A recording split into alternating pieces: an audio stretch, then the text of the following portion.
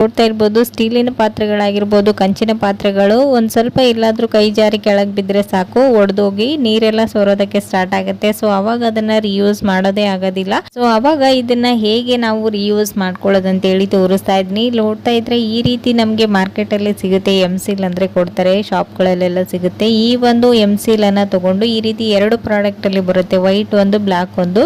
ಇದನ್ನ ಸ್ವಲ್ಪ ಸ್ವಲ್ಪನೇ ತಗೊಂಡು ನಿಮ್ಗೆ ಎಷ್ಟು ಬೇಕು, ಎಷ್ಟು ಹೋಲ್ಸ್ ಕ್ರ್ಯಾಕ್ಗಳೆಲ್ಲ ಆಗಿದೆ ನೋಡಿಕೊಂಡು ಅಷ್ಟನ್ನ ಈ ರೀತಿಯಾಗಿ ನೀಟಾಗಿ ಇದನ್ನ ಒಂದ್ಸರಿ ಮಿಕ್ಸ್ ಮಾಡ್ಕೊಳ್ಬೇಕು. ಇವೆರಡನ್ನ ಮಿಕ್ಸ್ ಮಾಡ್ಕೊಂಡ ನಂತರ ಇದು ಒಂದು ಗಮ್ ರೀತಿ ರೆಡಿ ಆಗುತ್ತೆ. ಅವಾಗ ಇದನ್ನ ನೀವು ಎಲ್ಲಿ ಕಂಚಿನ ಪಾತ್ರೆಗಳು ಅಥವಾ ಸ್ಟೀಲ್ ಪಾತ್ರೆಗಳು ಹೋಲ್ಸ್ ಎಲ್ಲ ಬಿದ್ದಿರುತ್ತಲ್ವ, ಸೊ ನೋಡ್ತಾ ಇರ್ಬೋದು ವಿಡಿಯೋದಲ್ಲಿ, ಈ ರೀತಿ ಇದನ್ನ ಹಚ್ಕೊಳ್ಬೇಕು. ಈ ರೀತಿ ಹಚ್ಚಿ ಇದನ್ನ ಒಂದು 10 ರಿಂದ 15 ನಿಮಿಷಗಳ ಕಾಲ ಡ್ರೈ ಆಗಲು ಬಿಡಬೇಕು. ನಂತರ ಇದರಲ್ಲಿ ನೀವು ನೀರನ್ನ ತುಂಬಿ ಇಡೋದ್ರಿಂದ ಈ ಒಂದು ಸ್ಟೀಲ್ ಆಗಿರ್ಬೋದು, ಕಂಚಿನ ಪಾತ್ರೆಗಳು ನೀರೇನು ಸೋರೋದಿಲ್ಲ. ಸೊ ನೋಡ್ತಾ ಇರ್ಬೋದು ಡ್ರಮ್ಗಳಾಗಿರ್ಬೋದು, ದೊಡ್ಡ ದೊಡ್ಡ ಡ್ರಮ್ಗಳು ಚೆನ್ನಾಗಿರುತ್ತೆ, ಸ್ವಲ್ಪ ಇಲ್ಲ ಹೋಲ್ಸ್ ಆಗಿ ನೀರೆಲ್ಲ ಸೋರ್ತಾ ಇರುತ್ತಲ್ವ. ಸೊ ಅವಾಗ ನೀವು ಈ ಒಂದು ಟಿಪ್ಸ್ನ ಟ್ರೈ ಮಾಡ್ಬೋದು. ಸೊ ನೋಡ್ತಾ ಇರ್ಬೋದು ಇವಾಗ ನಾನು ಡ್ರೈ ಆದ ನಂತರ ನೀರನ್ನು ಹಾಕಿ ತೋರಿಸ್ತಾ ಇದ್ದೀನಿ.